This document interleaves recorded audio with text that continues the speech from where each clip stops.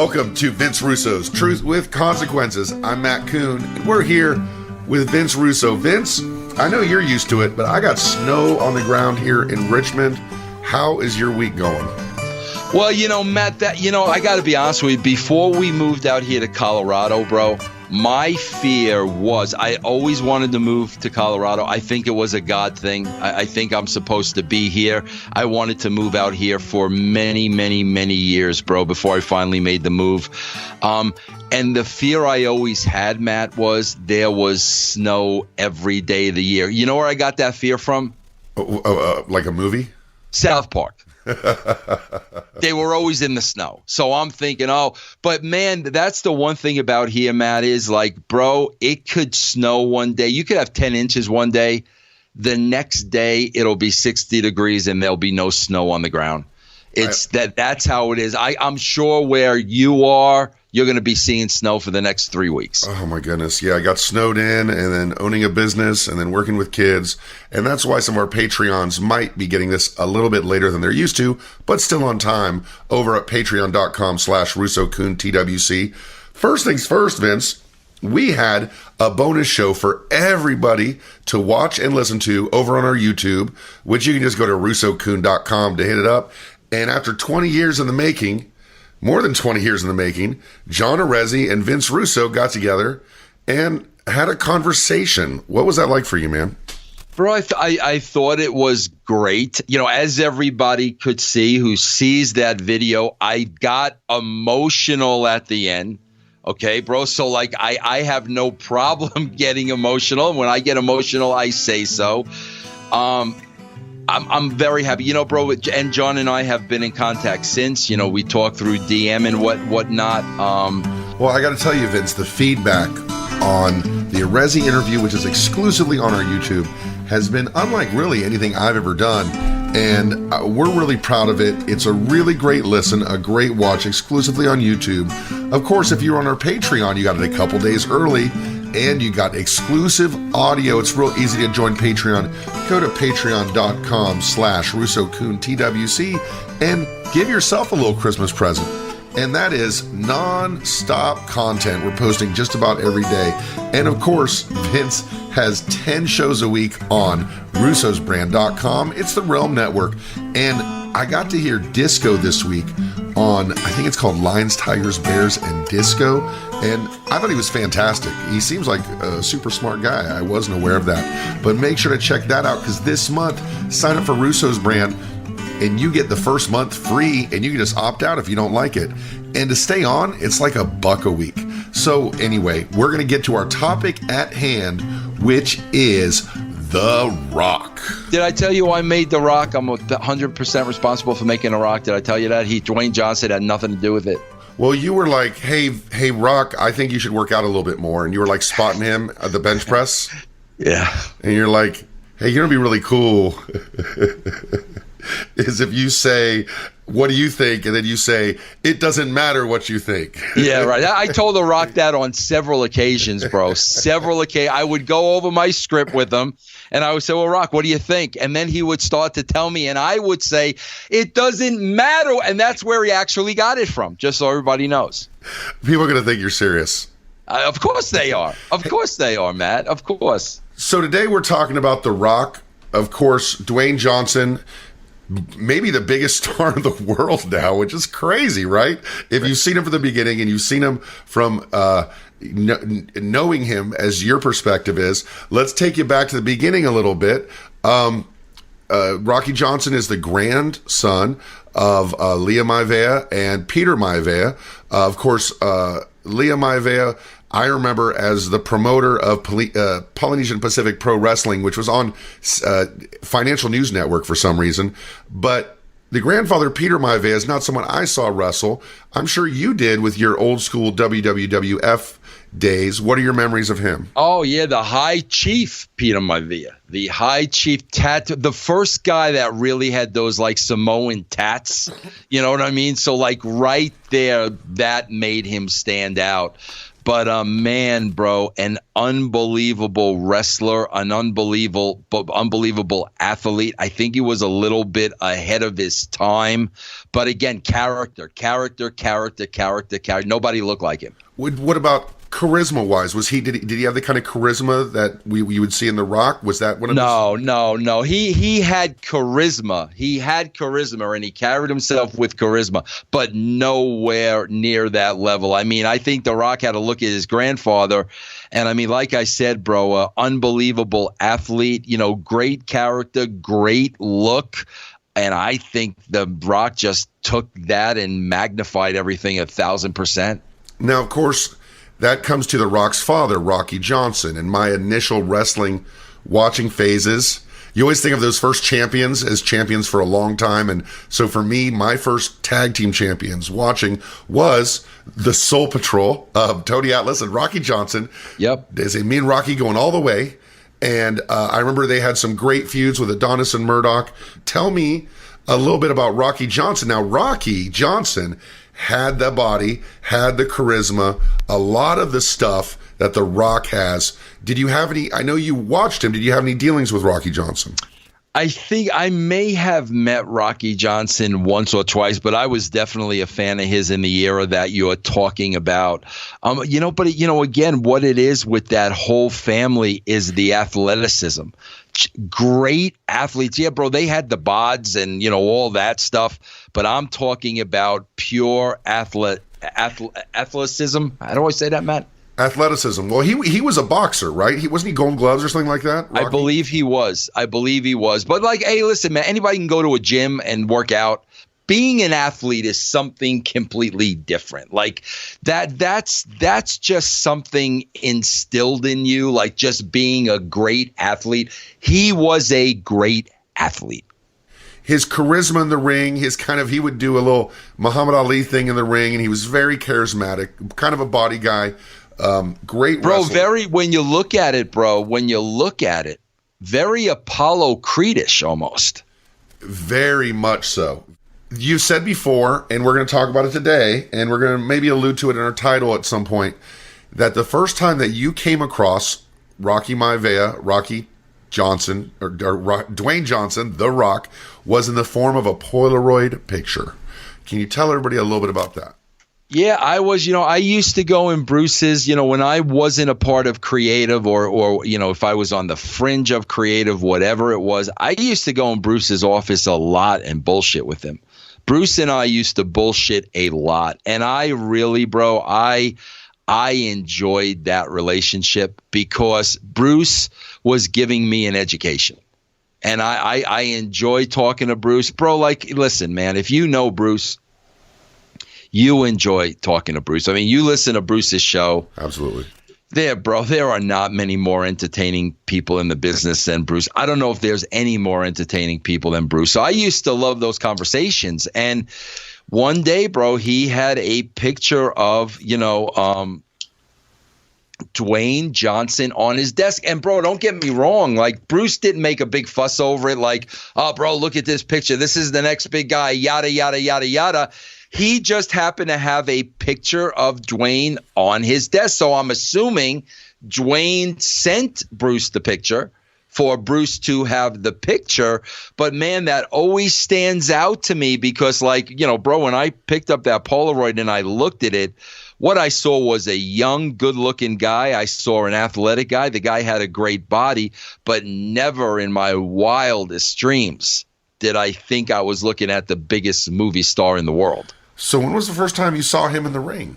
Bro, the first time I saw him was that appearance at the Garden. At the Survivor Series, he was part of Mark Barrow and Rock and The Rock, Barry Windham and Jake Roberts defeated Crush and Jerry Lawler and Triple H and Goldust. Now, are you a fan of this traditional Survivor Series matches? Oh, yeah. Of course, you have to be. I mean, if that's the first thing you witnessed, you have to be. And that was the first thing I witnessed. Bro, that was a big deal then. The teams, it was on Thanksgiving, which was freaking awesome. I mean, God, bro, when you're given that and those great talents and those teams, God, bro, every other Survivor Series is gonna pale in comparison, man. And the debut was a success. I think Meltzer shows himself to know a little bit about wrestling here when he said, Maivia was given the huge push and came in early, and Lawler did a great job of carrying him. Maivia, Rocky, who is 24 years old, showed a ton of athletic potential and looks to have a chance to be what they want him to be, which is one of the top guys in the company. But they'd better be careful and not shove him too fast, as he's not there yet. Now, his performance left the fans chanting Rocky, Rocky. Would you agree with that assessment by Meltzer? No, I would definitely agree with that assessment. Yeah, without a doubt. You know, keep in mind, bro, the guy played college football at freaking Miami. I mean, this was a blue chip athlete. I mean, they were literally handed a blue chip athlete. And this was really, when Rocky comes in, this is before you're really involved in creative, right? Yes. So they're calling him the blue chipper and all this stuff. And he's in the Observer poll, he's third for Rookie of the Year, just with a couple matches under his belt. The Giant won that year. He had a match on the second Shotgun Saturday Night. Were you involved at all in the Shotgun Saturday Nights? I was involved to the point of I had to go to them. And Matt, that sucked. Tell me about that. Oh my God, Matt, do you know what it was, bro? First of all, like, I lived on Long Island. Okay, bro, Long Island to Manhattan, I mean, it is an hour in no traffic. Bro, you know what it was like leaving my house in Long Island and driving to Manhattan on a Saturday night and then having to drive back from Manhattan it was God freaking awful. I hated that Shotgun Saturday Night experience. I had to go. I was doing the magazine mainly. I wasn't involved with any of the booking or anything like that. I knew what was going on and stuff, but God, I hated that. I hated that with a passion. You're not a train guy? No, I drove, bro. I drove in, man. It was awful. It was Saturday night in Manhattan. It was awful. You know, that's the thing. That's the difference between me and everybody else. They're in Manhattan. They're all going out partying after the show. I'm in Manhattan. I'm like, oh, shit, bro. It's 12 o'clock. I got to drive all the way home now. I'm dead. It was awful, man. It was awful for me. So the Shotgun Saturday Nights had a different kind of feel to them. You know, you had a match where Diesel beat Mark Marrow and where Honky Tonk Man and Razor, this is great, both interfered because Sable interfered and Marrow yelled at Sable, but Rocky Maivia came out to console her. And very early in The Rock's career, not only were there ECW chants, but there were Rocky sucks chants. We're going to talk. Well, see, that's what I remember. You said, Matt, that they were chanting Rocky, Rocky, Rocky at the Survivor Series. I remember him getting booed out of the building. I think that was later. Yeah? Yeah. I think that was during his match. We're going to talk about a little bit against Savio Vega. Yeah, because I clearly remembered him getting booed out of the building. Clearly. So when did you start getting involved in? Were you involved in creative at all when The Rock in this first failed babyface push? No, not at all. Not at all. So he wins the IC title from Triple H. Meltzer writes, there had been some question that Maivia's push was going to wind up in a Van Hammer / Eric Watts-like situation, that fans wouldn't buy a green wrestler being shoved down their throats and pushed back. If there was any doubts during the match, even though the title had changed, there were chants of Rocky sucks. So 2-3 months into it, people are rejecting this guy. Now, you know him. You work closely with him. How much do you think this initial rejection of his character affected him or motivated him? Oh, bro, I know. He had to take that as all creative. I mean, he had to know inside what his potential was, how better than that he was. He was also smart enough to know, okay, bro, I'm the new kid on the block. I got to play the game. I got to do what they tell me to do. Like, he understood all that. You know, again, bro, this is a blue chip athlete, you know, University of Miami, bloodlines in the business, intelligent guy. So he gets all that. So he's, in my mind, putting myself in his shoes, he knows creatively, like, this is not working. He knows he's better than that. He knows what he can be, but he also knows this early on in his career how he must conduct himself. April 1997. Are you still at the magazine, or are you in creative at this point? 97. Yeah. I'm thinking I'm in creative. So, in April 20th at In Your House, Revenge of the Taker, he lost to Savio Vega by countout, retaining the title for the final time before he loses it to Owen Hart on Raw in about a week. And that's when we first, I mean, the fans didn't just reject him. At this particular point, they were chanting, "Die, Rocky, die." Now, as someone who was, we talked about before how Vince says, holds the magazine up and said, "I want this, pal." How much was that, when you look at that, that must have been a little bit of why you thought traditional good guy, bad guy wrestling is dead? Well, let me ask you this, Matt. Is he in the Nation at this point? Not yet.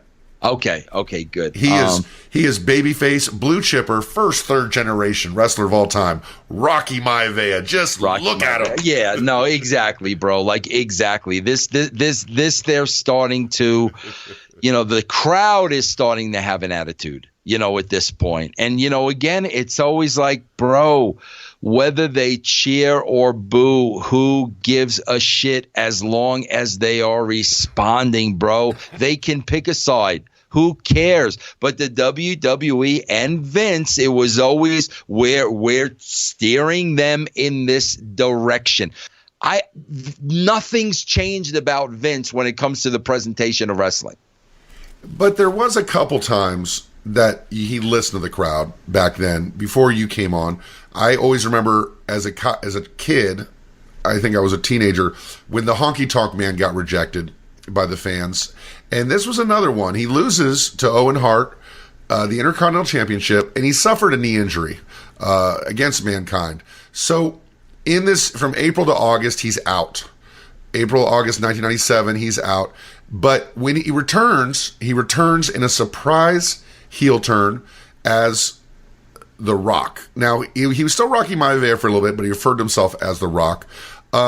Were you involved with him at all when it came to this heel turn, or talking to him, or dealing with him, or being in the back? What was your memories of this time? Let's go back a little bit, because I remember this conversation as well. In Bruce's office again. Okay? Bruce telling me, this is, bro, when I'm like on the fringe of creative. Like, Vince Russo's not writing the show yet. Okay?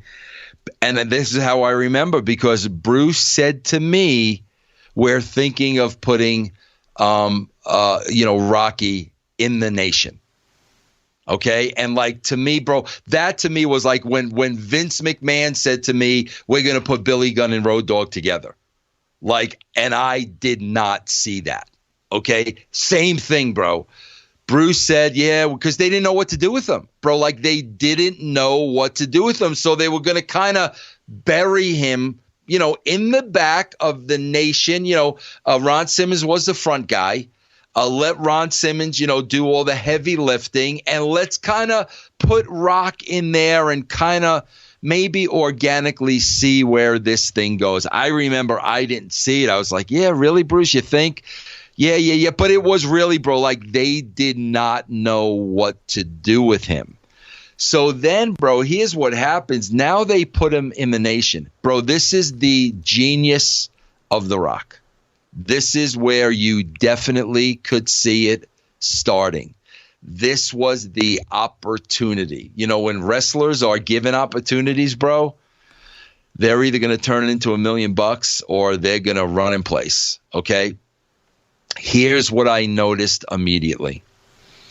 Farouk is in the ring cutting the promos. The Nation is behind him without saying a word.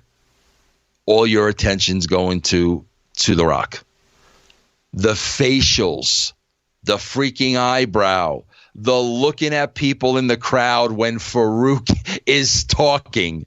I mean, bro, not saying a word. Just, through mannerisms, through facials, he is starting to gain the attention in a very subliminal way. Bro, nobody's telling him to do this. He's doing this on his own. That's when I really started seeing the intelligence of The Rock. It was almost like, bro, a silent movie actor. He wasn't saying a word, and he was getting himself over. And I think we all remember that. I think we all remember his presence in the ring and him looking kind of side to side as Farouk was talking. But there was also the backstage promos, and a lot has been made of the fact that maybe at one time that you took credit for The Rock speaking in third person, that maybe you took credit for The Rock's, some of his mannerisms or some of the things he said or some of those initial promos, because they were pretty incredible and they were unlike anything he'd ever done before. His first promos as the heel Rock. What do you say about that? Yeah, bro, I want to set the record straight on this, guys. Please, I'm so sick of, he's taking credit for this. Guys, please, I got to set the record straight. As I'm watching him, I swear to God, Matt, how many times do I go back to logic? You like to say the word logic many times in a row, for sure. Let's be logical here. As I'm watching him, the thought of The Rock comes to my mind. He's still Rocky Maivia at this point. The Rock has never been mentioned. Okay? Now, bro, let's be logical, Matt. Matt, that's not rocket science. He's Rocky Maivia. So for me to start thinking about The Rock is not some genius effing moment. It's logical. So all of a sudden I'm thinking about it for a while, Matt. And the reason I'm sitting on it and not saying anything is because I was a huge mark for Don The Rock Morocco. Okay. And I was like, God, bro, I don't want to rip that off. I don't want to disrespect Morocco. And I didn't say anything for a long time. I kept it to myself. But finally, bro, it was just one of these things that just wouldn't go away. Okay. So, bro, we're at a Raw. And, he's got a promo that night. And I get him backstage and I say to him, it was just me and him. There was nobody else there. And I said, Rock, I got an idea for you. And he says, what? I said, what do you think about, going out there tonight, cutting a promo and doing it in the third person? And he goes, well, what do you mean?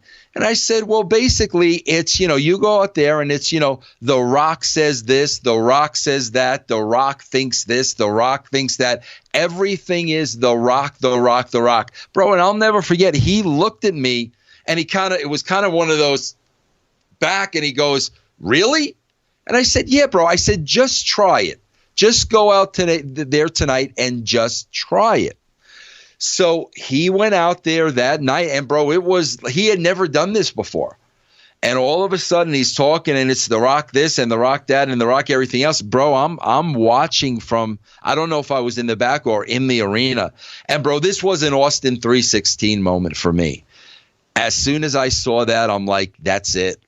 Bro, that's it. That is it. I knew as soon as I saw it. Now, Bruce has told a story of Jim Ross and The Rock, talking about, Jim Ross giving him the name and Jim Ross giving him, the idea. And what I say is, bro, that situation between me and The Rock happened. Okay. Bro, could Jim Ross have had the same idea and, a similar conversation? Of course he could have, bro, because going from Rocky to The Rock, like I said, was not a moment of genius. It was Yes, bro. Jim Ross could have been thinking the same exact thing. So I don't sit here and say, oh, Jim Ross lied, this and that. Bro, if Jim Ross says he had that conversation with Rock, I'm certain he did. But all I know is that night, right before the show, right before he went out there and did it, that was the conversation that I had with him. This is one of those funny things because it's one of these things where sometimes I get accused of talking out of both sides of my mouth or seeing it two ways that have taken a line on it. But the reality is there's room for everybody to be telling the truth here. So because what Bruce Pritchard says is that Jim Ross talks about Deion Sanders, and how Deion Sanders says he's going to have, a good he's going to talk in third person. And JR says, well, gosh darn, Rocky should just talk about how The Rock says this, The Rock says that, refers to him in the third person. Bruce says, I'm the one that called The Rock and pitched him the idea of coming back as a heel with Jim Ross in the room and pitching himself the third person, calling himself The Rock. There's no reason why you couldn't have had a conversation with The Rock. Yeah, now, Matt, all that stuff, I know nothing about. I know I'm not involved in that. I don't know anything about that. I'm doing my shit with Ed. I don't know nothing about that. Okay, now, bro, when I'm pitching this to The Rock, remember I said there was a point where he kind of drawed his head back and said, "Really?" Now, bro, he could have been saying that because perhaps they told him the same thing.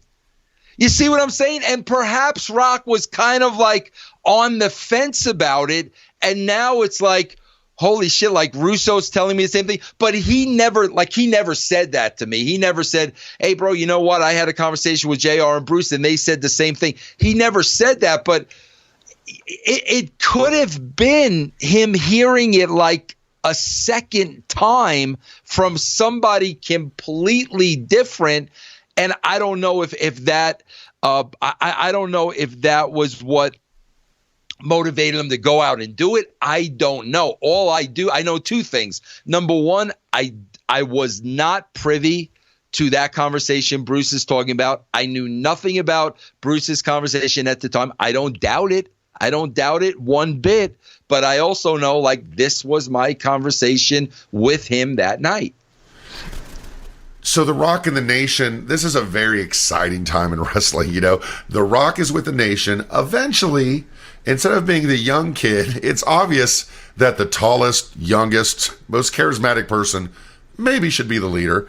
And unfortunately, that kind of leaves Farouk kind of odd man out on screen. And what about off screen? How was Ron Simmons about The Rock kind of taking over this Nation thing? And Ron Simmons as Farouk was brought in with a lot of hoopla. Everybody loved Ron Simmons, but the fact that The Rock took this over and kind of turned Ron Simmons' face, how do you think that sat with Ron Simmons at the time?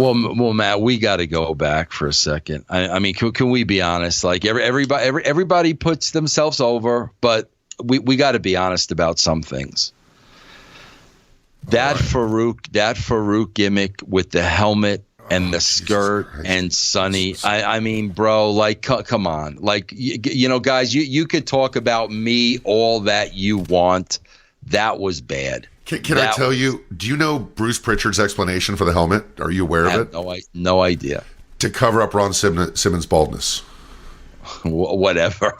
I mean, bro, that was bad. I mean, that was bad. And the outfit and the name and Sonny, the whole thing. Everything. It was very pre-Russo, pre-Attitude Era WWF stuff, right? Yes, it was. And it was horrible and it was bad. I remember watching Ron Simmons at WCW and I'm like, my God, bro, like how did you guys arrive at this? Like, seriously. But my point is, bro, Ron was one of those guys, and this person does not exist today. Is my paycheck the same? You still paying me every 2 weeks. I don't care. I don't care what you give me. I'm going to go out there. I'm going to do it to the best of my. It was business. So he was just was one of those guys, bro. He's like, hey, just go ahead and give me the terrible purple outfit and the helmet, and Sonny, I'm fine. Just pay me and I'm good. Zero ego. Zero. The Ron Simmons I worked with, zero. I love the guy. I freaking love the guy, bro.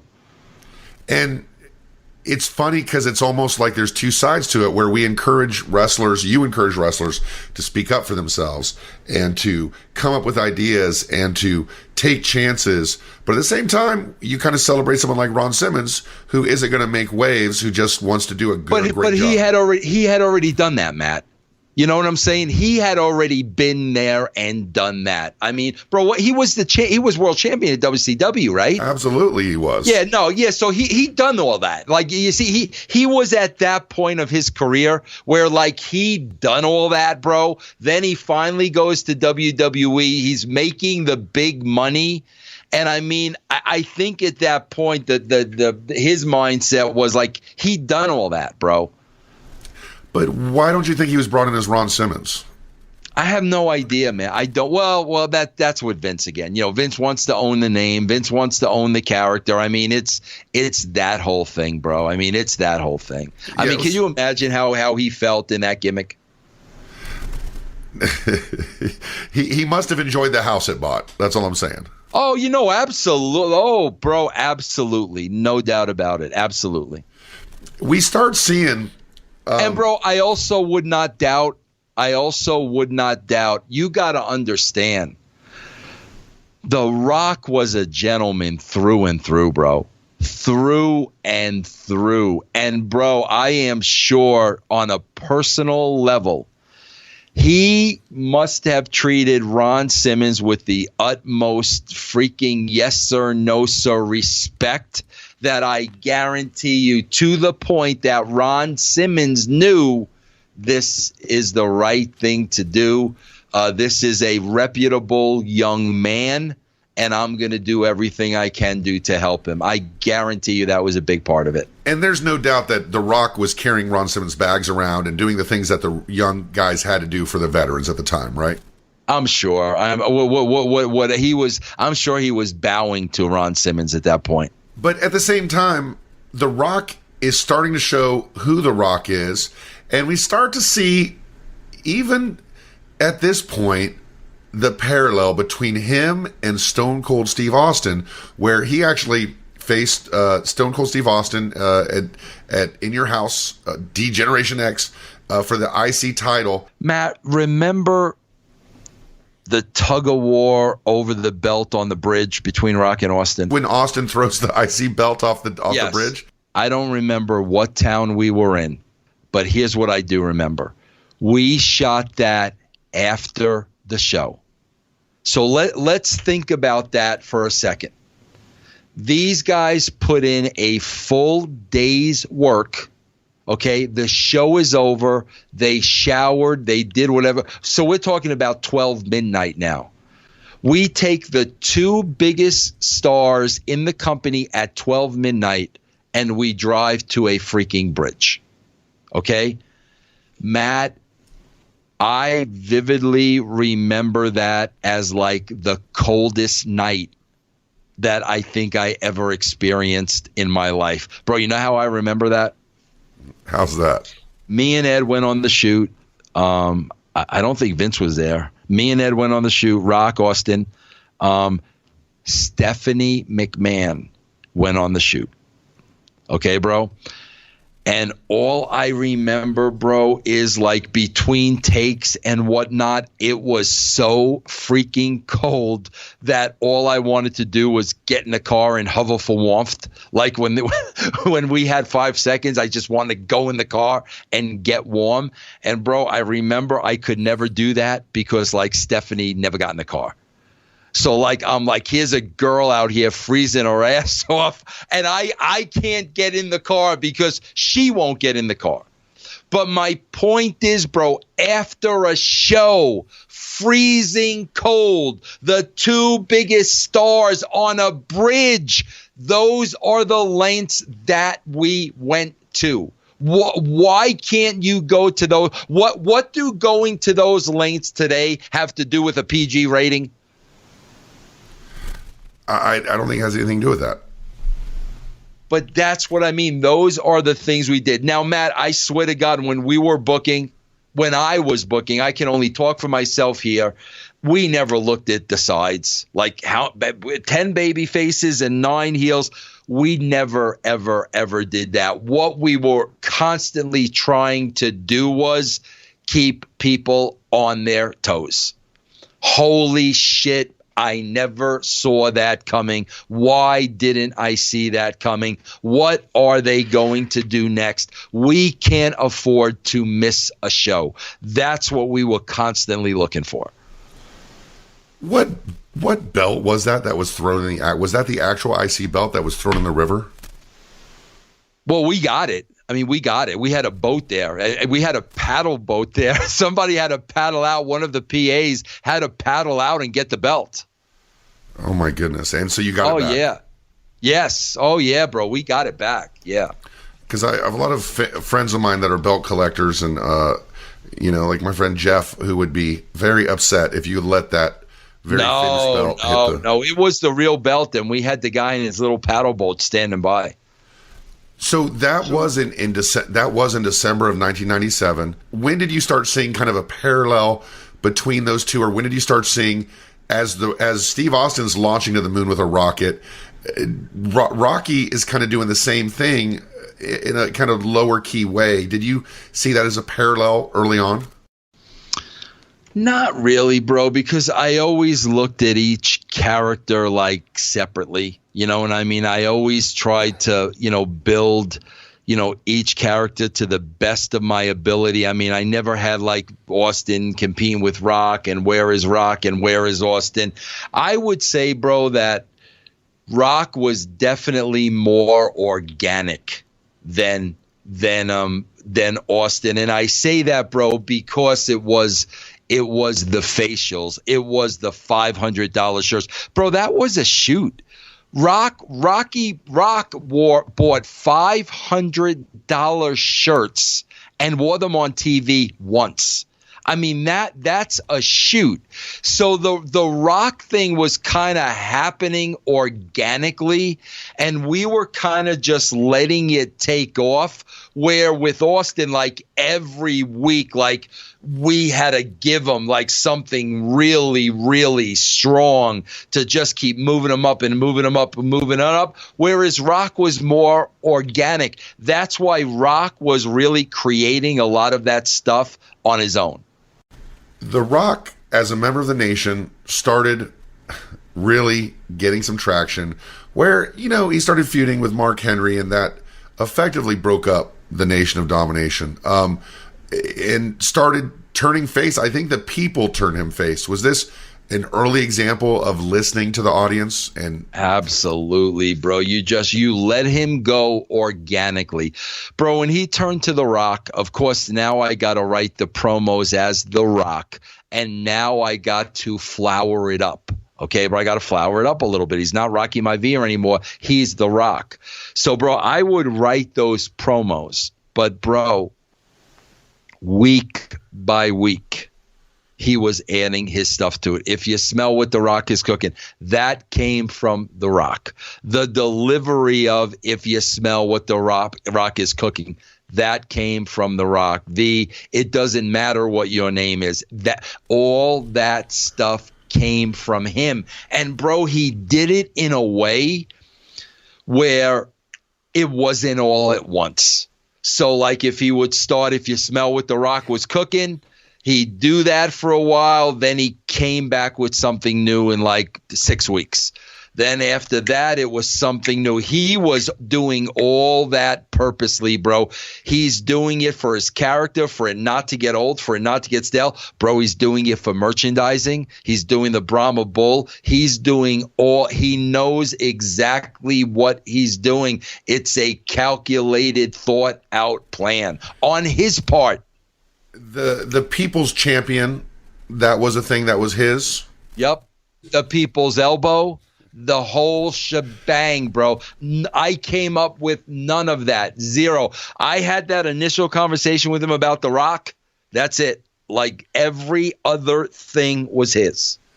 It's funny to me when people talk about the Young Bucks and the super kick or Kenny Omega wrestling a blow-up doll or all these things, but they don't have a problem with the people's elbow. In wrestling history, how big a deal was the people's elbow? I think it required not just the suspension of disbelief that we've had before, but just like, okay, this is fun, I'm going to go with it. What did you think of it? Bro, I told you, I swear to God, we were so worked. Rock worked us, me and Ed, into believing that when we were writing that Survivor Series script and we were dropping all these little hints the week before the turn, we had Rock drop the people's elbow on Vince to throw the people off. And I remember me saying to Ed, "Oh, Ed, I mean, the people's elbow? Like, really, bro? Is that okay for him to drop the people's elbow? Like, bro, like he was hitting Vince smack in the head with a steel chair." And I remember Ed looked at me so dumbfounded, and he was like, "Vince, it's an elbow."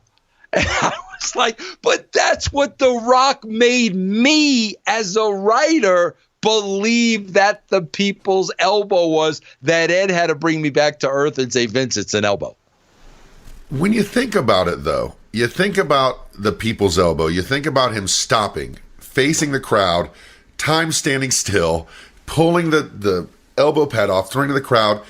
Is The Rock, the difference between The Rock and Steve Austin, is The Rock the first great sports entertainer and Austin is a great wrestler? I mean, is that where the line's drawn between those two guys in this one moment? Well, I wouldn't say wrestler.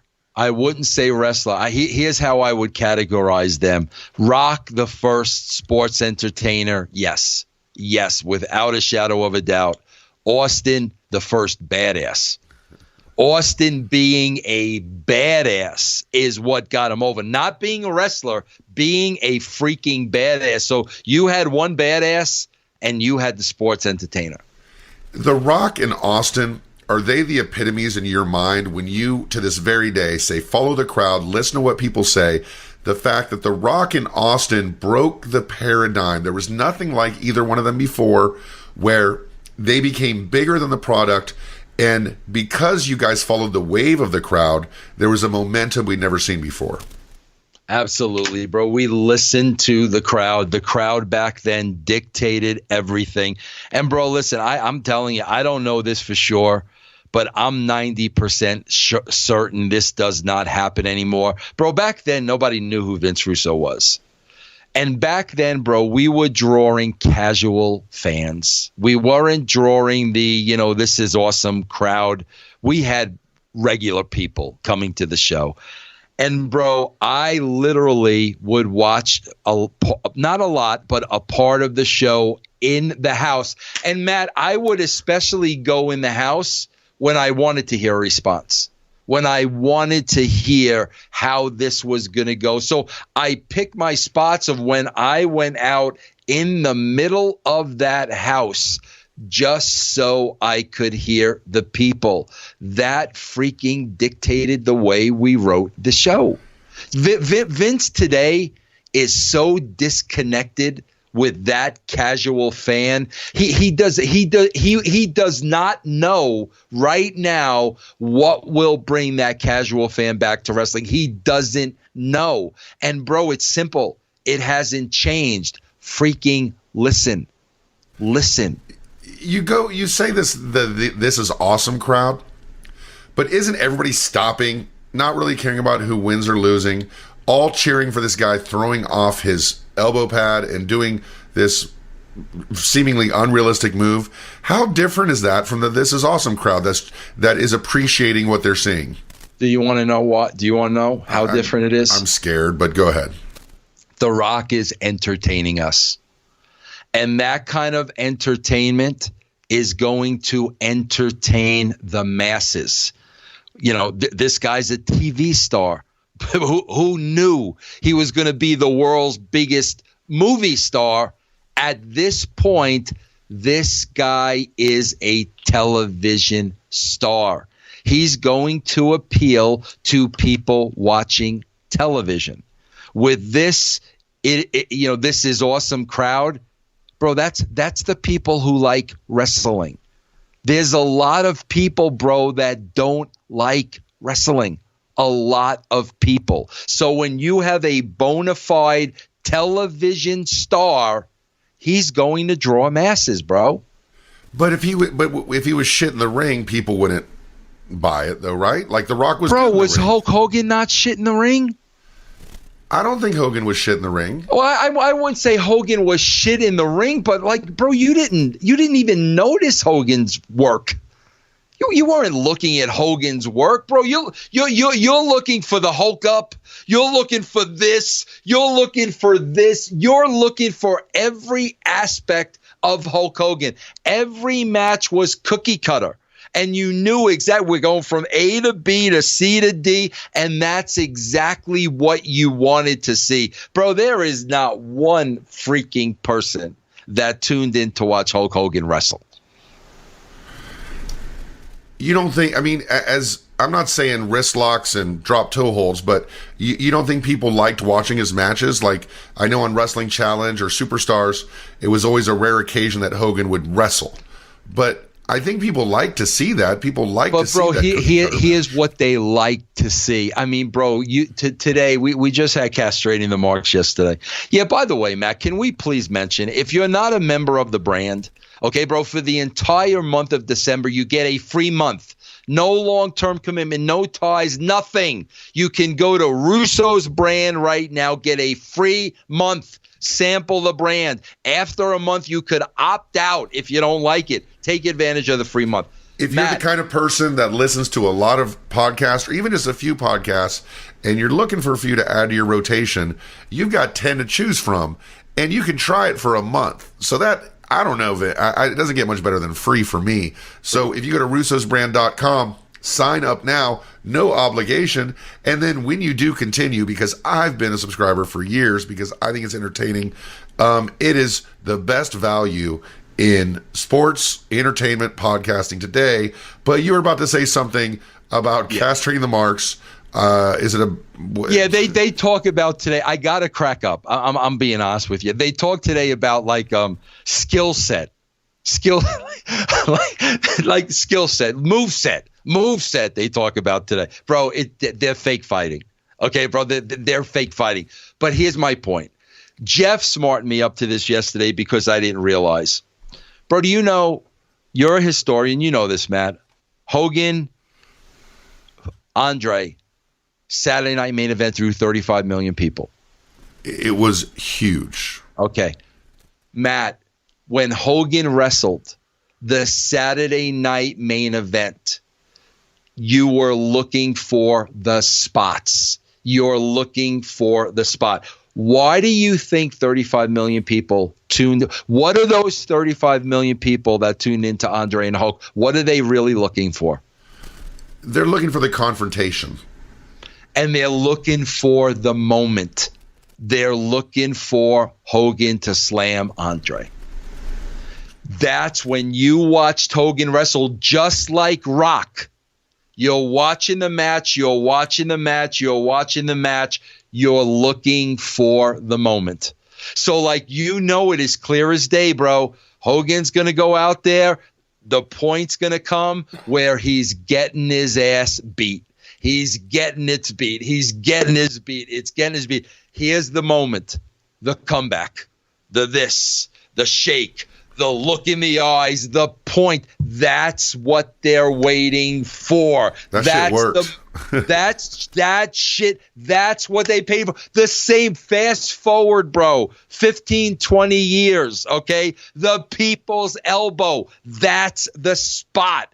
That's what they're waiting for. That's what they want. So it's The Rock was an entertainer. And he had his match, but he gave you those moments that he created that he knew everybody was waiting for. And I don't think anyone would argue that The Rock is the first and best sports entertainer of all time, because look what he's doing now. Of course, Vince, his career might be over because he chose Robbie E. to be on his television show.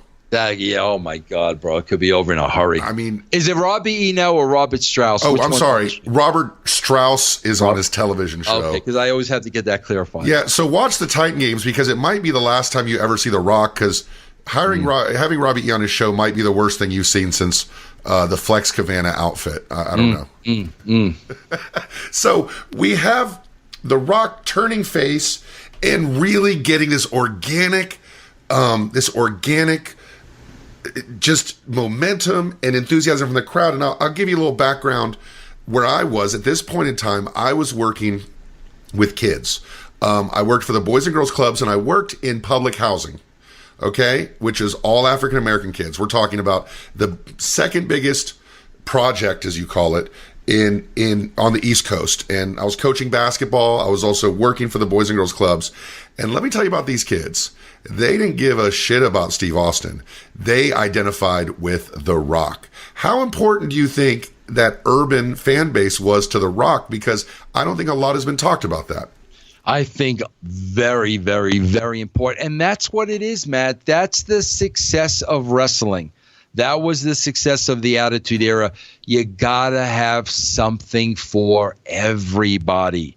Okay, Austin represents an entire part of the crowd base that Rock doesn't. Rock's bringing in a whole other demographic. Sable's bringing in a different demographic. The workers, the guys that can wrestle, are bringing in a different. DX is bringing in their demographic. That's the key to bringing in the masses, bro. You gotta have something for everybody.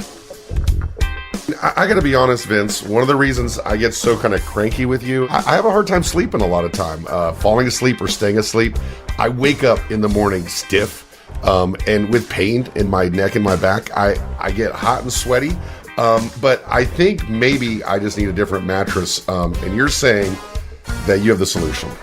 This purple mattress, bro, I am telling you, I don't even know what's in this thing. The comfort, the coolness, the sweet dreams, brother. The quality of my sleep kind of affects the quality of my life. And if I don't have a good night's sleep, I do not have a good day.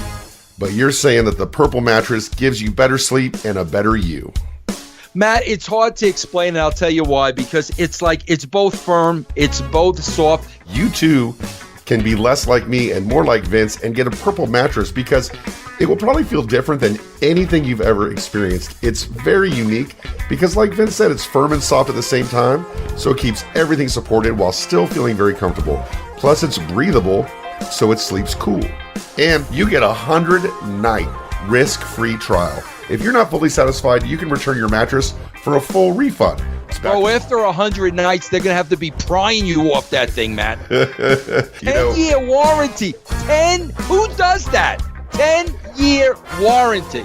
Free shipping and free returns. It's got free in-home setup and old mattress removal. Matt, they got to get you off the mattress before they return it. I tell you, I need the purple mattress, and you are going to love purple mattress. And right now, for listeners of Vince Russo's Truth with Consequences, listeners will get a free purple pillow with the purchase of a mattress. So in addition to the free great gifts that Purple is offering statewide, all you have to do, this must be a rib, is text BRO. Text BRO. Easy to remember. BRO, 3 letters. BRO. Go ahead. To 474747. So you text the number 474747. You text the word BRO. That's the only way to get this free pillow, is to text BRO to 474747. That's BRO, B-R-O, to 474747. Message and data rates may apply. Wait till you get it. You're going to be thanking me again. Matt. Let's talk about the turn real quick. Before the corporation, you decided to make the turn. Why make the turn and go against the organic momentum? Because exactly what I just said, bro. Keep the people on their toes. They never know what is going to happen next. And we were we never got comfortable, bro. And that's the swerve. I mean, the swerve is must-see TV. That's the swerve. Was there any thought about, from anybody, any pushback about him turning heel because he was so popular at the time? Bro, I don't know if there was pushback outside of our meetings, but when it was me, Ed, and Vince, I mean, we never had to convince Vince. There was never any pushback from Vince. I mean, within the three of us, we knew this plan for a couple of months, and I mean, we never considered going back. What about The Rock? How did he feel about going heel? Since he was, it was a failure the first time he tried to be a face. Now he's arguably the first or second most popular face in the company, and now he's being asked to turn heel again. But he's not turning heel. He's not turning heel. He's being The Rock. He knows that. We're staying true to his character. Turning heel, he did nothing out of character. He made decisions that The Rock would make. So he never stopped being The Rock. He never changed his character. And I'll never forget, Matt, and this Vince McMahon still does this to this very day. Rock wins the belt. Me, Vince, and Rock are sitting in his office on Monday, ready for Raw. Rock's opening up the show with a promo. And Vince is forcing him to cut that heel promo. Out of character, not him. Now he's becoming a heel. And I remember Rock was so freaking uncomfortable with this. And he kept looking at me and like, I'm trying to stay true to Rock's character, but I got to be very careful because I don't want to insult Vince in front of the talent. It was a very, very awkward situation. But Rock was able to finagle it that night where he still kind of remained himself, and it got over. And I think once, he was still over, then Vince left it alone. But bro, it was Vince's knee-jerk reaction. Go out there, cut the promo on the people. It was the same thing he does today. How important to his face character was it before the turn that he never pandered to the people? Meaning he didn't put a big smile on his face. He didn't say, hey, I'm so glad to be here. I'm so glad you guys have my back. I am going to win it for you. You know what all that is, bro? And this is why he was better than everybody else. All of that is confidence, bro. All of that is confidence. All of that was him knowing how good that he was, and him knowing he didn't have to rely on cheap heat. Bro, everything today, Matt, is cheap heat. I am begging somebody to go out there and cut a promo and not freaking mention the crowd. I'm begging one person to do it, bro. It's cheap heat. Everybody's doing it today because they have no confidence. They have no confidence in themselves, in their ability, in the writers, in the creative. So what do, bro? The easiest thing in the world, go to the crowd. Rock had all the confidence in the world. He did not need to do that. So now we're in the corporation, and it really seems here, even though he found himself in a way that fans across the world were into him, as a member of the corporation, this heel character with the suits and aligned up with Vince McMahon, this really worked for him. What were your interactions like with him at the time? What was your job? What was your role working with The Rock at the time when he was doing this remembered by everybody corporation gimmick? Yeah. And bro, keep in mind what's keeping the people tuned in. Okay, bro, this thing is going to explode. You know it. I mean, Vince McMahon is not going to tell The Rock what to do. Vince McMahon is not going to pull The Rock's strings. Then, God forbid, Vince McMahon Jr., his son, Shane, tries to, this thing's going to explode. You're just waiting for this thing to explode, which was part of the appeal. Matt, can I tell you something? This is why I'm so soured on the business today. All right, go ahead. And this is why I knew very early on that Rock was just going to be a huge, huge success. Okay? Matt, my last year in TNA was 2012. Okay? I'd say, Matt, for about the last 3 years of my TNA contract. Okay, bro? I saw these kids coming into the company, and I'm talking, 20-something, bro. And I mean, at the time, in 2012, I'm 50. Because it was 7 years ago. But I'm seeing these kids come into the company. TNA was the first big company they ever worked with. Okay, bro? The first time I would have conversations with them, they knew more about wrestling and promo. They knew more about the business that Vince Russo would ever know. I started noticing this like around, late 2008, 9. Like, I started noticing this. And, bro, here was my philosophy. I'm not going to argue with these guys. Okay, bro? They think they know more than I do. Fine. Go out and do it your way, because you're going to fall flat on your face. And I had to go through that many, many, many times. Okay, bro? This just air of arrogance, and we don't need your help, and you're a dinosaur, and it's not that way today. It's a different time. All that shit that you hear today, that started, bro. I mean, that started a good 10 years ago.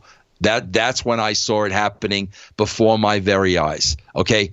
No respect for people that have been there and done that. They think their way is the right way. Meanwhile, every single number you look at would tell you the opposite. Okay? But we're going to ignore that. Okay? We're just going to ignore that because we believe this is the way it's supposed to be. Here's when I knew The Rock was great, and I say this all the time. Matt, he was smarter than everybody else. Matt, you had some great workers in the business. When I say great workers, here's what comes to mind to me. Hulk Hogan was a great worker. I'm talking about politicians now. Okay. Of course, Kevin Nash, great worker. Okay. And of course, Jeff Jarrett, great worker. Okay. But here's the thing, Matt. When they're working you, they're working you. Okay. So like as soon as like Kevin Nash would go in mode, or, Hulk or Jeff or whatever, I know what I'm being. I know now, okay, you guys are working me because you're angling how you benefit from this. I get it. Okay. And I got to work around that. Okay. The Rock would work you in only the way The Rock worked you. And you knew he was working you, but he worked you in such a respectful way. And also, bro, when he was working you, it was never all about him being the end result. The end result was always what was the best product and what was the best scenario for the company. So in other words, I would write a script and I would hand it to Rock, or he would know beforehand. I would call him, Rock, this is what we're going to do. I wanted to give him a couple days to think about it. Okay. So bro, now I get to the building. So Rock, what do you think? Blah, blah, blah. Bro, he put me over to the moon first. That's the first thing he did. Vince, this is great. Oh, we're going to do this. Blah, blah, blah, blah, blah, blah, blah, blah, blah, blah, blah. But right here in Seg 3, Vince, like, what about if we did this, but then we added this? Or what about if we changed this and we did it that way? In the most respectful manner possible, bro. He was inserting his thoughts, his feelings into the script. And bro, when you're dealing with somebody like that, and then you're dealing with, this doesn't work for me, brother. I'm not going out there and doing this shit. You know, people, and bro, those people with the attitudes, they never have an alternative. It's just, this sucks. There's never a freaking alternative. So when you're working with people like that, and then you got a Rock who is just so much smarter than that and knows how to go about business and knows how to get what he wants and knows how to make you love him, bro, you know this guy is going to take that charm and that charisma and he's going to parlay that into something much bigger than this. You know it, bro. I never felt that way about anybody else when I was working with him. Was it because you think that he grew up in the business, or what was it about him that made him so different in that respect personally? Bro, people that grew up in the business, they know all about respect.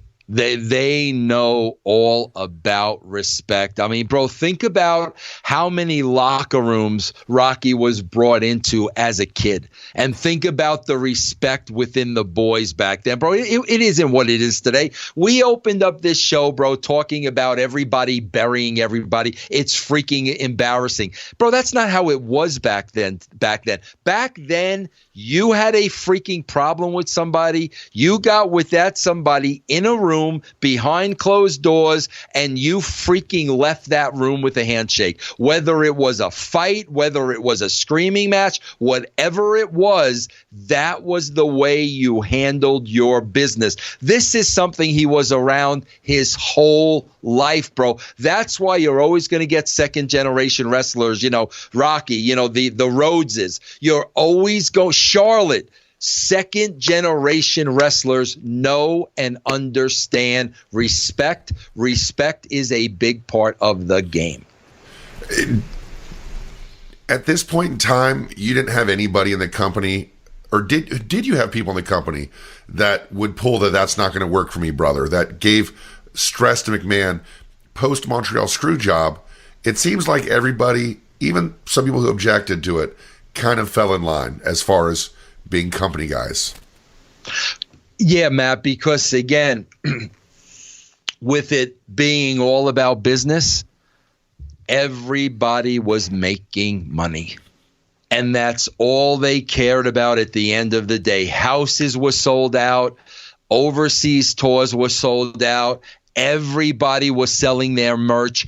Everybody was making money. And bro, back then, like when they knew they were making money, it's like, bro, let's go with this program until we stop making money.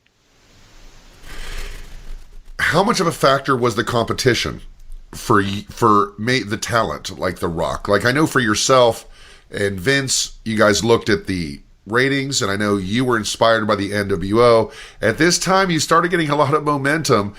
How much of a motivation factor of people getting on board was people saying, we're going to kick their asses down south, we're going to have more success, we're going to fight? Not at all, bro, because they're all the boys. They're all the boys. So a lot of the guys in our locker room were friends with a lot of the guys in their locker room. It was never that, bro, because they're all boys. And, bro, they're independent contractors. So they know, shoot, I may be working down there in 3 months, or I may be working with Scott Hall and Kevin again. Like, that never happened, bro, because you know, it was really a brotherhood back then. And whether you were WCW or WWE, you carried yourself as an independent contractor. I may be working there in 6 months. There was never any of that, bro, really. So what you're saying to me is, among the boys, and I use that term because, you know, that's what they say sometimes, is that their loyalty and dedication to each other was stronger than their loyalty and dedication to the companies they worked for? Absolutely. Without a shadow of a doubt. Independent contractors, bro. They took great pride in that. Absolutely. So with this heel turn, we start a series of matches, because we did this, by the way, on our Patreon. We did a watch along, and it's already up. If you're on our Russo's Club level or higher, our Attitude Era watch along, we're going to do one a month for you. And in this turn. Actually, I think that was a Super Bro. That was anybody that's a Super Bro level or higher got that show last month, which was the Survivor Series turn. But after that, we had a match with Mick Foley as Mankind versus The Rock, where he had him in the mandible claw. The Rock did not tap out. He just passed out, so he retained his title. And then this leads us to an I Quit match at the Royal Rumble. No one will forget this I Quit match, not just because of us remembering it, but also because of the movie Beyond the Mat.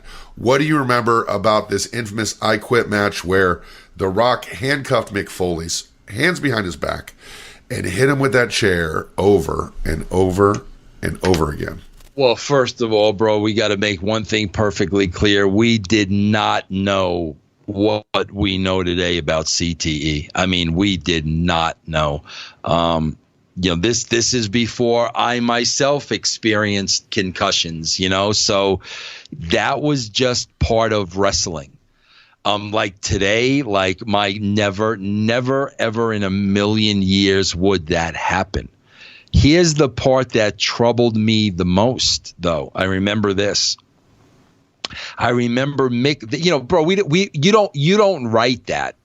You don't write, okay, we're going to handcuff a guy and he's going to take 20 shots to the head with the chair. We don't write that. So the story is that he was supposed to take a couple, and The Rock got enthusiastic in the moment. Maybe Mankind fed it a little bit. But who would have been in charge of saying, okay, we're going to get our, order the handcuffs with a super long chain, guys. We're going to do this. Whose job is that? That would have been the agents, because, the talent would have gone over the match. There would have been an agent present to throw his 2 cents in there. And then if they needed handcuffs or chairs or whatever, that's pretty much up to the agent, to take care of that stuff. But I'll never forget, bro, this is what I remember about it more than anything. Mick explaining the spot to me. Like, Vince, okay, this is what we're going to do. And I also remember him, bro, telling me his kids were in attendance.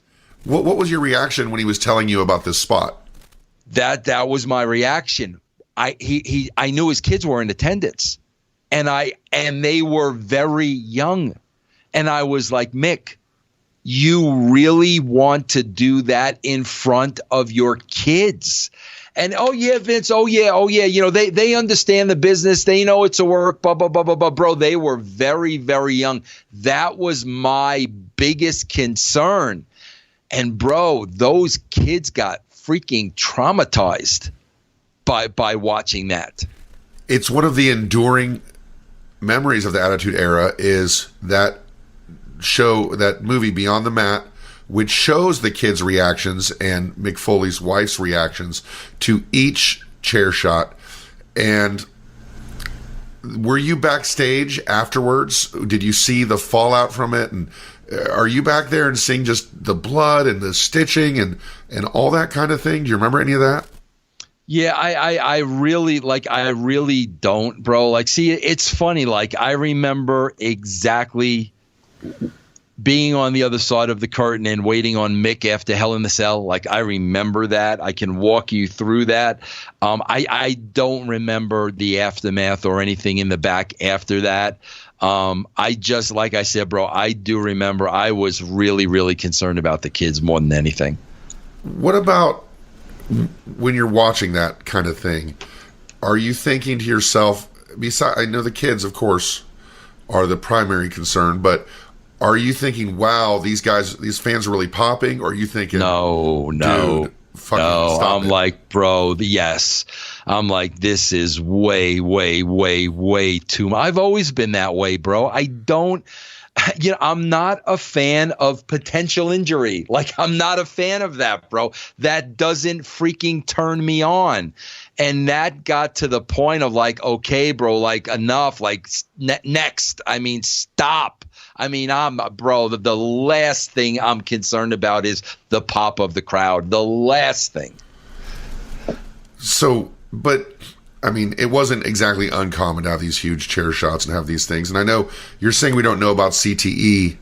Was there anybody backstage or anybody in the company that could act as a kind of safeguard and say, Vince or somebody saying, wow, maybe you guys shouldn't do that. Maybe that should be the agent, Matt. And I scratch my head today. And I talk about this all the time, bro, on Realm with Stevie Richards, with Disco, with Vito, with the guys that were there. And they say the same thing. With these kids today, and they're doing all these crazy moves, and like, where are the agents? Because at the end of the day, bro, you need somebody there of mind that can protect these guys from themselves. Bro, I went to do that like later on in my career. I did that much more, where I would stand in when talent was going over a match, and I would say no. So your job is to write. Your job is to come up with the scripts. Your job is to help with the promos and get the point across you're trying to get across. In your time in WWF, did you ever write down on paper, chair shot to the head, get thrown off cage? No. Is that anything you would have ever done? No. I mean, we would write details in a match, but when it comes to the actual nuts and bolts and wrestling of the match, the physicality. Yeah, no. That's not what I do. So I think that's important, because I think sometimes Vince Russo gets blamed. And I say Vince Russo, third person, because I think it's the idea people have of Vince Russo. I think people think Vince Russo wrote all this stuff that hurt wrestlers. Yep. But, man, let's stay on this point just for one more second. The agents are in charge of the match. You worked for Vince McMahon. You know, if you don't do things the way that he would have you do it, you're going to get reamed out. You're going to get yelled at. Why the fuck would you do that, right? The agents approving these kind of matches and proving those kind of spots are doing so because they're pretty sure that's what Vince would approve, right? Matt, can we just look at the harsh realities? Especially today with NXT. Bro, Vince McMahon, the freaking agents, Triple H, Stephanie McMahon, they know, bro, every one of these guys is replaceable. Okay, bro, they know if Finn Balor goes down, we got somebody at NXT that we can stick right in. They don't give a shit, bro. They don't give a shit. It's like a factory down there at the Performance Center, and everybody's going through the process, bro. It's like a factory, and they're making these wrestlers. They're making these wrestlers. One wrestler goes down, bro, we're gonna put another wrestler in its place. They don't care. If bro, I'm telling you, if people get hurt, they don't care. I'm telling you, they don't care. After this I Quit match, we had halftime heat. Now, halftime heat, for those of you who don't remember, believe it or not, there was a point in time where a lot of different networks would just program against the halftime show of the Super Bowl. WWF was huge at the time. They had an empty arena match between Mankind and The Rock, ending with the forklift truck pushing helping with the pin, and what I would say is maybe the worst first person camera shot in the history of television, showing The Rock's face as the forklift is moving. What do you remember of the halftime heat? I actually think it was Jim Cornette who shared a tape with me of the empty arena match between Terry Funk and Jerry Lawler. An infamous match. Bro, I thought that was the greatest thing I ever saw. Great concept. Just fantastic concept, right? Unbelievable. I thought that was the greatest thing I ever saw in my life. And coming off of that, seeing that, that's where I got the idea for this empty arena gimmick. And what a creative challenge, right? Like, I think for you, that must have been like, that you had the two right guys, right? And then who could be creative, but what a creative challenge for them to put that match together, right? Yeah, Matt, you know how it works? I mean, I'll tell you how something like that will work. We got the empty arena match, okay?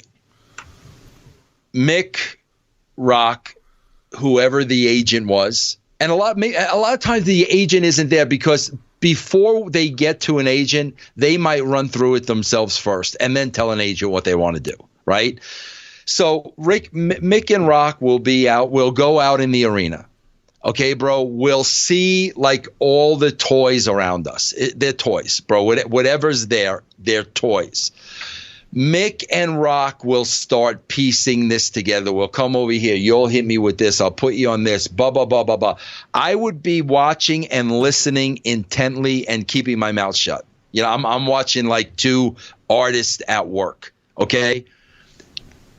If they would get to a point where they would get stuck, like they didn't know how to get from F to, G, then I would throw my 2 cents in.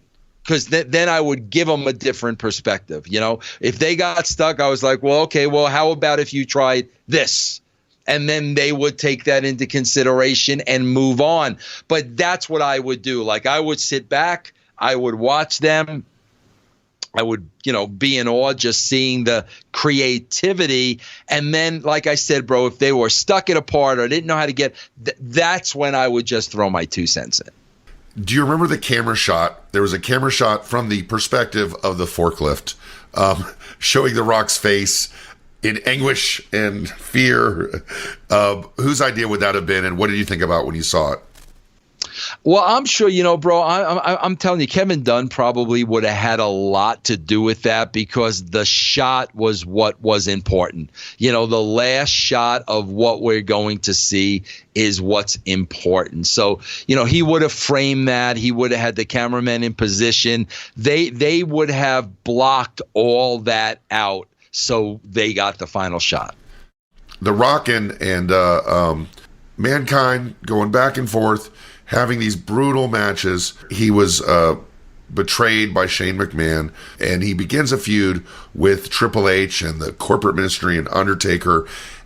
I think it's a textbook example of how to really get heat behind somebody is, you stayed true to his character, but he turned heel, and then now he's been betrayed, and now the fans are behind him 1,000%.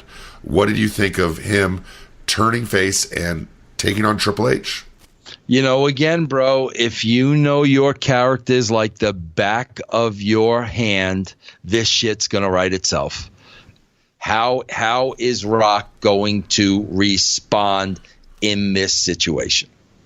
Now we're kind of getting to your end time in WWE, but before that, something that you've been tied to for your life, the Rock and Sock connection started with The Rock decided to take on The Undertaker and Big Show. He challenged them both. Nobody who would be crazy enough to come to the ring and help The Rock but Mankind with Mr. Socko. Whose idea was it to match up the very serious Rock with the ultra silly Mankind? Well, again, that was me and Ed. But again, bro, it's like when you've got defined characters, you know what's going to work. You know the chemistry. That's why defined characters are so important. So again, putting ourselves in the boots of Mick Foley, putting ourselves in the boots of The Rock, what would happen if these two worlds collided? So, again, bro, so much of this is organic if you've built these characters the proper way.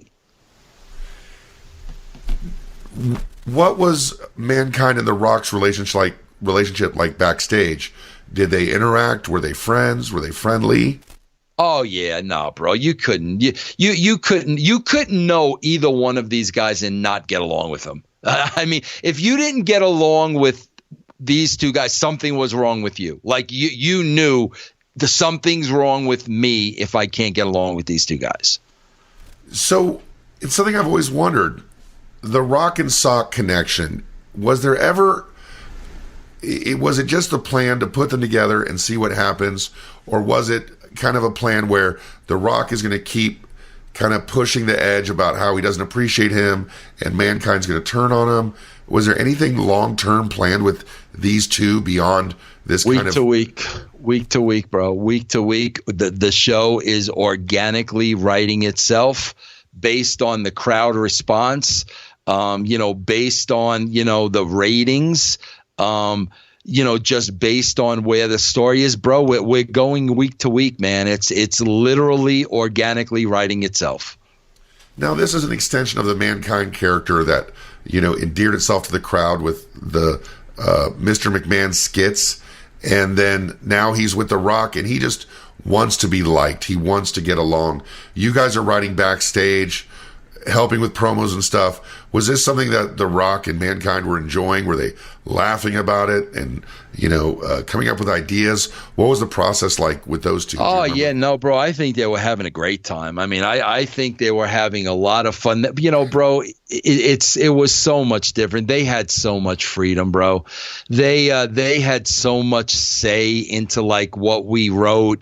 You guys want to change this? Do you guys want to add this? It wasn't a dictatorship, bro. It was the writers working with the talent. It was a team effort.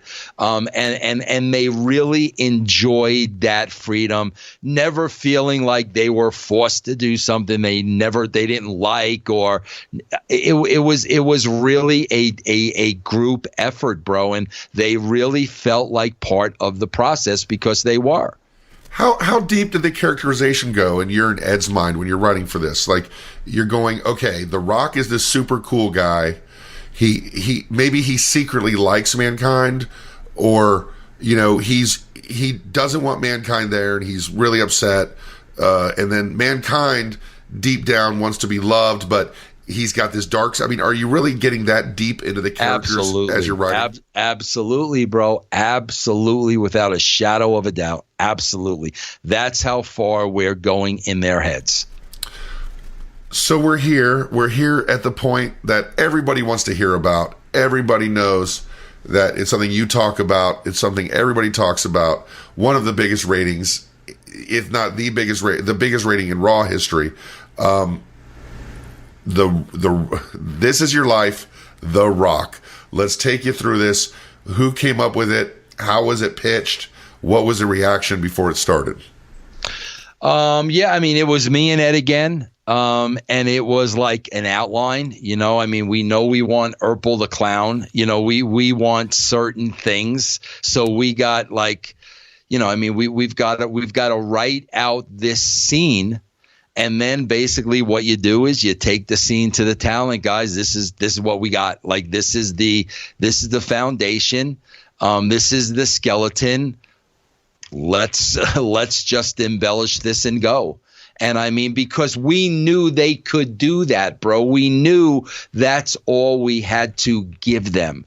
All they needed was, some props, a couple of bullet points of what to talk about, and then they would play off of each other. Was there? Do you remember that being a tough pitch at all? I don't remember it being a tough pitch, but I remember, bro, watching this from the gorilla position and Vince screaming at me. Was it the time?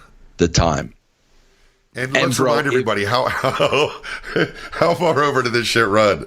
Yeah, that it ran over. And that was not me. I don't know why Vince is yelling at me. Like, I'm watching this like he's watching it. Like, Vince, like, seriously, you think I wrote every word of this? Yeah.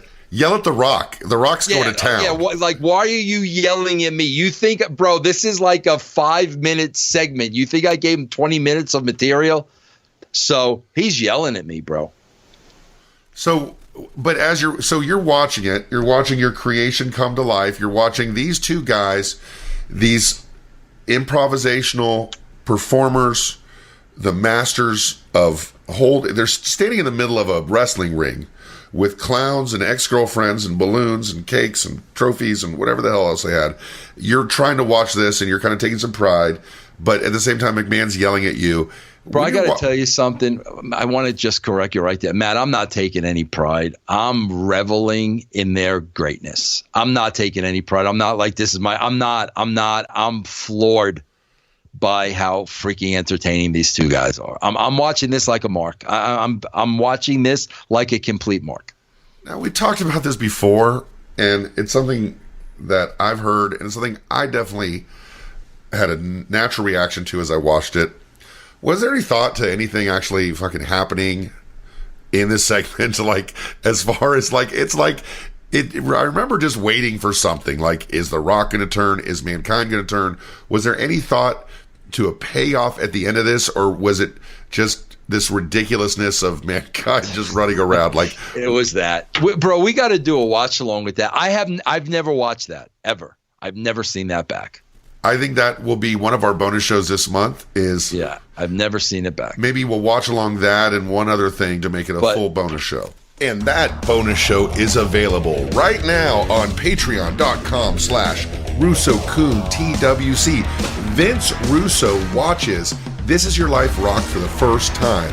Now, there were some things he didn't remember, especially the ending. Like, why did Triple H run in all of a sudden? It seems a little out of place.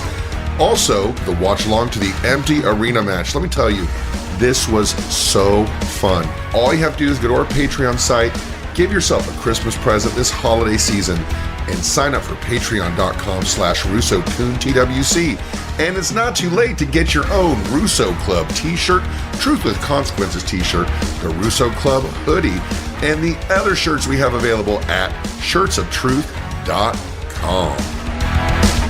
But Matt, here's the best thing. So he's yelling at me. He's yelling at me. He's yelling at me. The show's over. He throws his headsets and he disappears before the talent even comes through.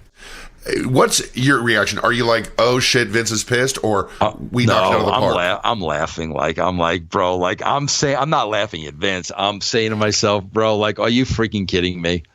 Like, as good as that was, you're upset that it went long. And I'm saying, I guarantee you, to myself, not to him, because he left. I'm saying, I guarantee you, nobody turned off their television and said, I don't know what you're hot about. I know we didn't lose audience. I don't know who's turning that shit off. That's what I'm thinking. And you're watching from behind the curtain when the This Is Your Life segment's going off? Yeah, I'm in the gorilla position. And you thought at the time, you believed in it, in the fact you didn't think anybody changed the channel. The crowd was very responsive. It was entertaining.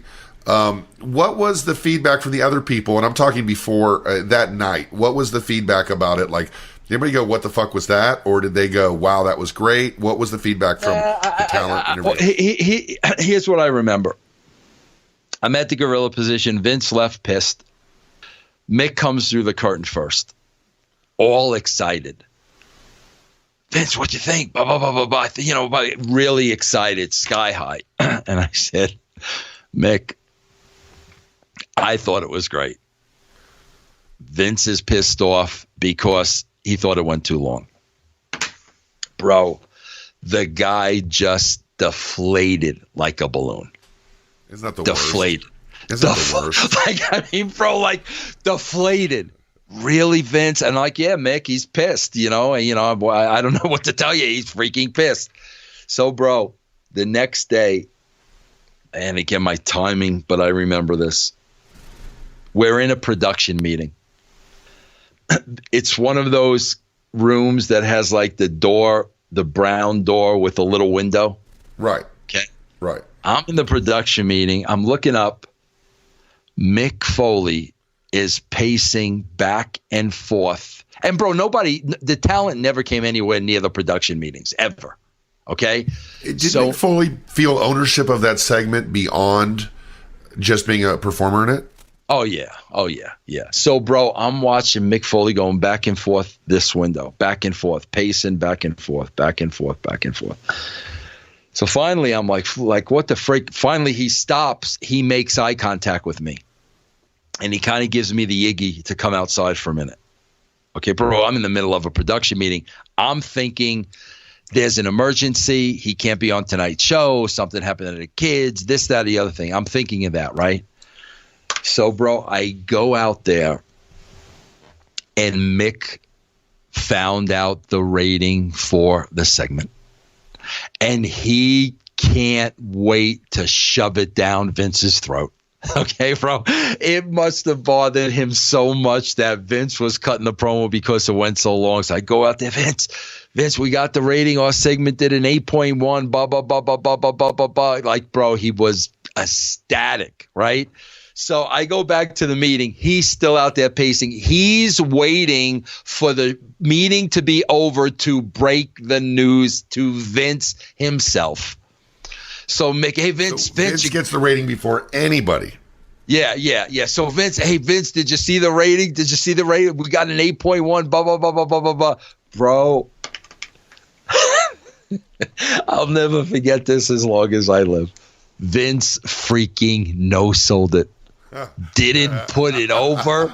He would not give Mick the satisfaction of, bro, you're right, I was wrong. Would not give him deflated Mick again, bro. Mick left the room deflated again because Vince still wouldn't put it over.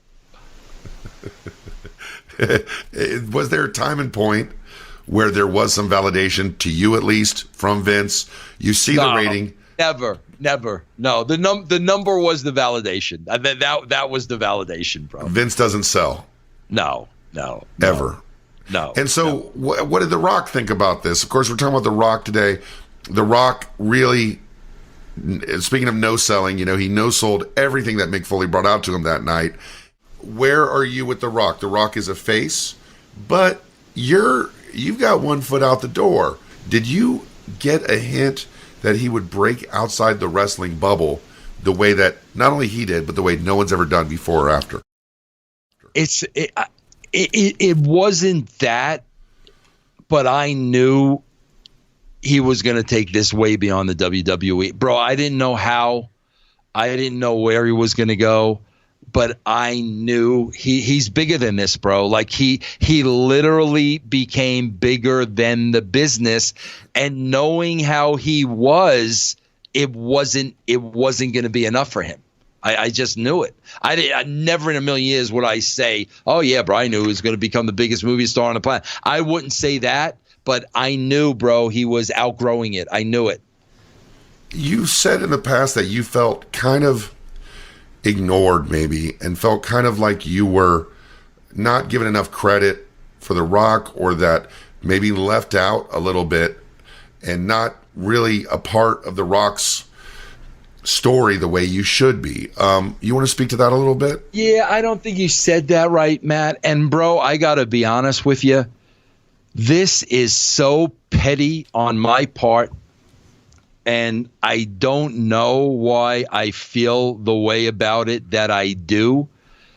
And I know that it's petty, but bro, it is the reason I cannot watch. I've never seen a Rock movie. I cannot watch Rock in the movies. And it's so petty, bro, and it's immature. And I don't know why I feel the way I do, and I'll tell you why in a minute. But, bro, we helped give birth to The Rock, and we kind of raised The Rock as a child. All of a sudden, Ed and I leave, and Rock starts working with Brian Gerwirtz. And I don't know. I think, bro, I had to meet Brian in 2002, but if I ran into Brian Gerwirtz tomorrow in the street, I wouldn't know it was him. But we crossed paths, bro. I met him. I can't remember what he looks like. I'll be honest with you. But he likes it that way. He likes being this anonymous guy. That's cool. But so Brian Gerwirtz takes over, and he starts he's the new writer of the show, right? And then, bro, all of a sudden it's like, okay, bro, like we helped create this character. We gave birth to this character. We raised this character a little bit. Now Brian Gerwirtz takes over from this character, and like all of a sudden Brian Gerwirtz is tied to the hip of The Rock, married to the hip of The Rock, working for The Rock's movie company. I mean, like, The Rock freaking took this guy and like just literally gave him a very, very lucrative career. Okay. Now, bro, I got to tell you something. There is part of me that honestly feels like if Rock like knew I felt that way, I think he would feel bad, and I think he would like, say, okay, Rudy Poo, like, how can I help you? I really believe Rock would say that. I really believe Rock would say, well, yeah, bro, like, you were there at the beginning and you really helped, craft this, character. And I'm sure he would say that. I really am sure he would say that. But just the fact that, this guy now runs Rock's production, whatever he does, that's tough for me, bro. And I know it's immature. I know it's shallow. I don't know why it bothers me the way it does. But, bro, it bothers me to the point of I don't see any of The Rock's movies. Bro, freaking Jack Black, like I'm in love with Jack Black, bro. I wouldn't even watch Jumanji because The Rock was in it. That's so childish. That's I don't know why I feel so strongly about that. I think it might be a good step to do that, to watch something, because this might just be something that it is something that just exists in the head of Vince Russo, where, sometimes we feel that we don't get the due that we feel we deserve. And I think in The Rock's case, I think it just comes to a pinpoint for you. I think Brian Gewirtz was able to foster this relationship with The Rock where he was deemed essential by him, but also, to his credit, working for Vince isn't the greatest thing in the world, and getting a chance to get out is something that you kind of respect. And I think it's more about that. I know for you, knowing you, the idea of having a job, a good job outside of wrestling, completely outside of wrestling, that's something you would love to have. And it was something that Brian was offered through his relationship with The Rock, and you weren't.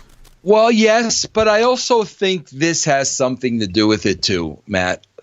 Bro, Steve Austin will put me over to the moon.